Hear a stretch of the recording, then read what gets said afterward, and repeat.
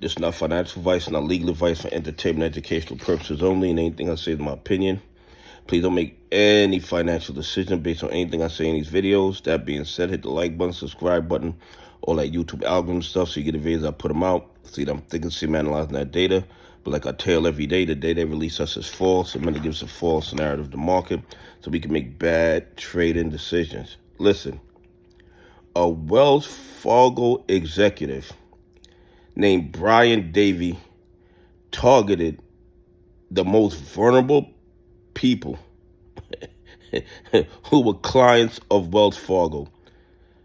People who were mentally ill, people who were elderly, people who had physical issues. I mean,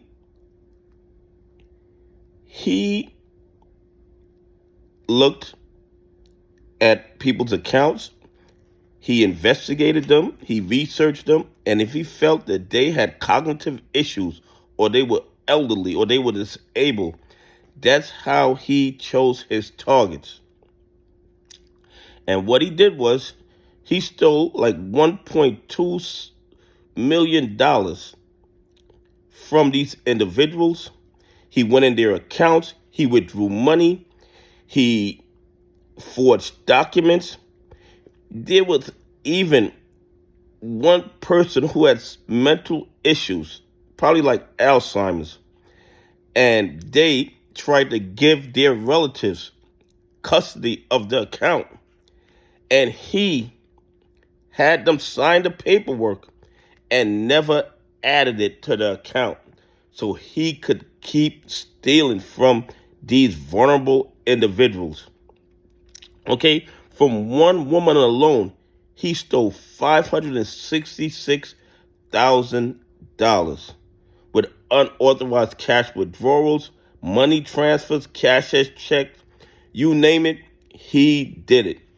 And you know what? He's going to jail. He's looking at 4 years in prison, ruined a lot of lives, ruined 8 people's lives, and he's going to jail. Now, here's the thing. While, of course, I believe he should be incarcerated and he should go to jail, but what about the bad actors that are stealing billions from millions of retail investors all around the world? When are these guys going to see justice? They always have resources to go after the small-time criminals. Always. The small-time criminals are always busted. But the big dogs, the ones stealing billions of dollars from retail investors, millions of retail investors all over the world, somehow justice never finds them. When they're caught, nobody goes to jail. The fine is usually a small percentage of what they made from the legal activity. They don't have to plead guilty. They don't lose their license to trade. And the next day is business as usual. Tell me how this is a fair allocation of justice, where the small-time criminals always going to jail, but the big-time criminals always get away scot-free. Anyway, please leave some comments. Tell me what you think.